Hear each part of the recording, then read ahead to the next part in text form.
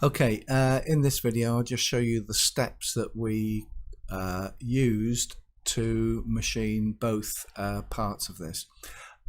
So the first part here was a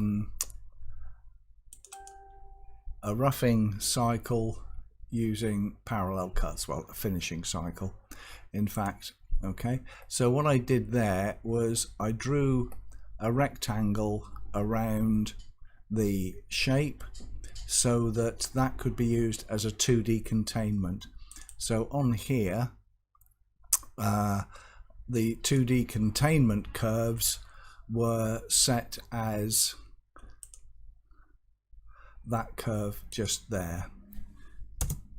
Okay, now to make sure that the tool stayed inside that, I used inside, but then it wouldn't machine right to the edges, so I put in an additional offset, and I could make it 3.5 millimeters, or sorry, this is a minus value, so that it's staying inside the shape but it's going slightly outside.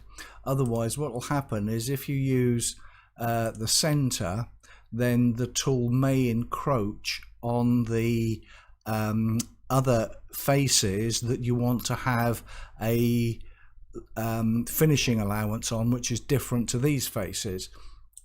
And if you use inside, it might not machine right to the edges. So if you do that, you just need to adjust this figure here so that the tool just machines over the sides, as you can see there, but will still leave the amount that you need on these two faces for the 0.5 millimeter finishing that you want to leave on there. Okay, so I just simply drew an extra rectangle there as my containment curve. To create the containment curve for the other faces, what I did was I chose each face, and just to go through that again, so if you right click and say pick faces, right click and say make a sketch, and then right click and make a sketch, so then I've got two sketches there.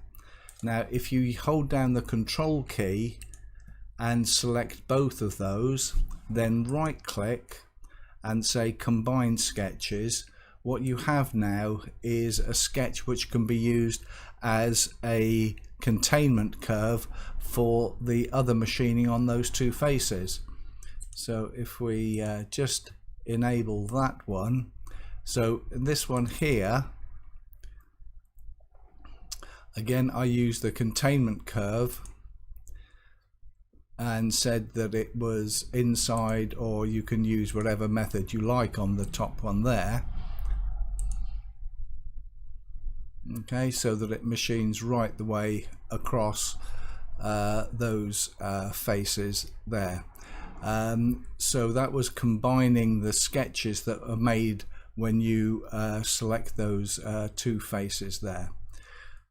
Okay, now to leave an allowance on the Z value, that's the axial value there.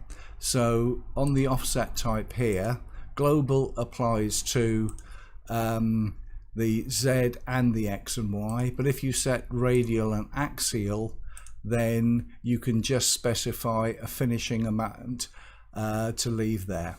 So that's how that worked.